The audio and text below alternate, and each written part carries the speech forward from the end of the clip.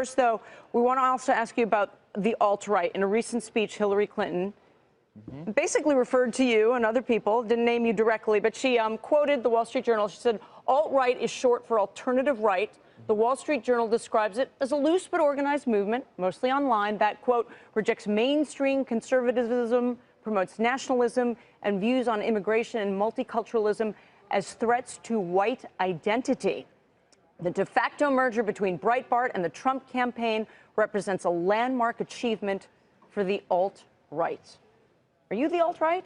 And what is the alt-right?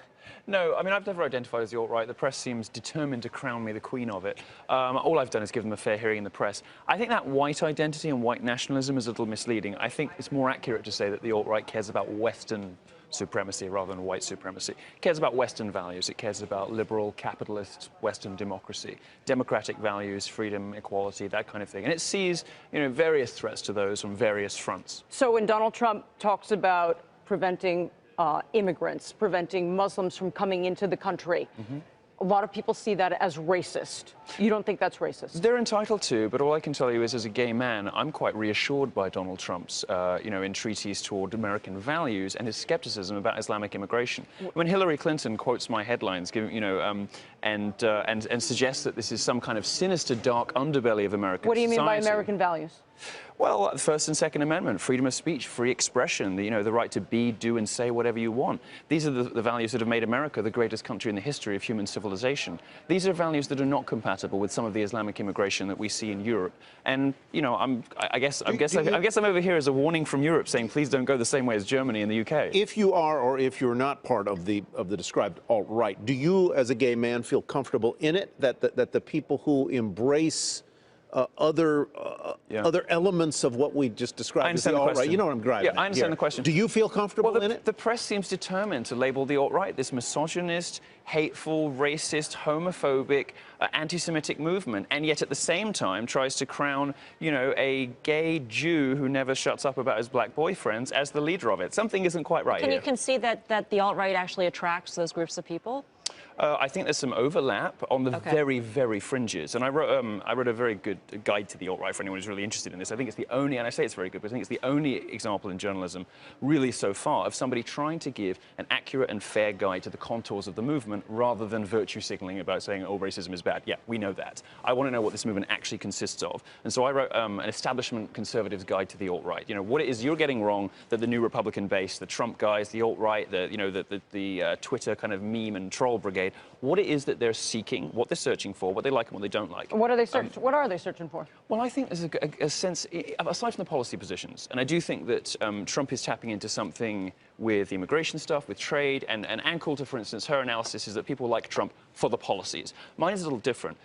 I think that people are getting a little sick on all sides of the political divide of the nannying safe space culture from the left, of the language policing, saying everything is sexist, everything is racist, everything is homophobic when we know it isn't. And that kind of chilling effect on culture, on freedom of expression, even on journalism, has started to become very obvious. And I don't think voters like it very much. What would America look like with an ascendant alt-right, with a Trump in the White House and a Mr. Bannon as the chief of staff? And it would be so much more fun. Well, it might well be. It might. And laughter. It would be more spontaneous, let's say. Pepe in the White House. Would it be meaner? It would be fantastic. It might be a little meaner, but we could do with a bit of meanness in American society. This cult of being nice all the time and not saying what we really think, not saying what's actually happening. I mean, the reason that people like me get upset about political correctness is that it kills, is that it results in horrible things happening. Whether it's San Bernardino or Sandy Hook or whatever, people say, oh, well, we knew, but we didn't go there. We didn't say anything because we didn't want to seem racist. What's the one? Rotherham in the UK, right? 1,400 young girls were raped over 10 years. And the government report said that the reason nobody reported on this, the reason nobody did anything about it, is that the police and the authorities were scared of seeming Islamophobic because those 1,400 girls were all raped by Pakistani rape gangs. That is an example of political correctness with victims, with real-world consequences. And that's, the serious end of political correctness. That's the real end. Aside from the memes and the jokes and the meanness on Twitter, that's the kind of stuff that I really object to. And that's the kind of stuff I think that a lot of Trump voters don't like either. Speaking of Twitter. Yes. Board meeting today. There's talk that they may sell the company or they're going to try to convince. Well, they could try. I mean, who would want it? I mean, who would want Twitter? And, you know, to say nothing of what, you know, look, Twitter is systematically having a go at conservatives. There's even chatter online of them having a race problem. You know, there are people saying that Twitter has a race problem. It doesn't like white people very much. It's got this black supremacist, Black Lives Matter hashtag up in its San Francisco offices. You may find that argument a little far-fetched, but there are plenty of people making it. You know, that raises the specter of antitrust, you know, and Cruz would probably be up for that. I mean, Come on. there's all sorts of things. There's all sorts of things that could happen. Jack Dorsey's very clearly checked out of this business. He doesn't care. He's not interested, and the business is tanking. They're losing their users. And as I spoke to you about at one of the conventions, you know, my analysis of Twitter is that the conventional wisdom is 180 degrees wrong on this.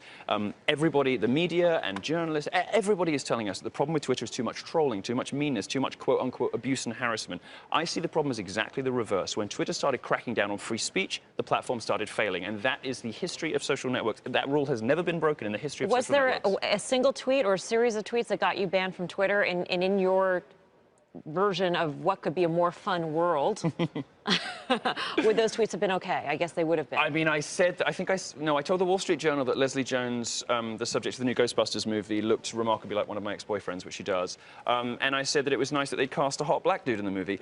You know, these are the kind of like, oh, okay, fine, a gay guy's catty, you know, stop the presses. This is not a reason to get somebody off Twitter. They did it for political reasons. They've been waiting for an excuse for a long time. What I actually did was wrote a very long, very good, very brutal and bitchy, but I thought ultimately quite fair review of a very bad feminist movie, and that because it had a what do you think of Colin Kaepernick? Oh God, I'm so bored about hearing about this silly grandstanding. You know, those moments when, you know, you have the national anthem, when everybody comes together despite their political differences, race, gender, you know, politics, whatever. Those are the moments when you're supposed to be respectful of your fellow players, of the audience, of everybody around you. Come together for that moment and say, okay, these are the things we believe in. You know, let's go do this, but guys. That seems to run against your I thought. think it's contradictory. Run against your thought that we should be less respectful and less.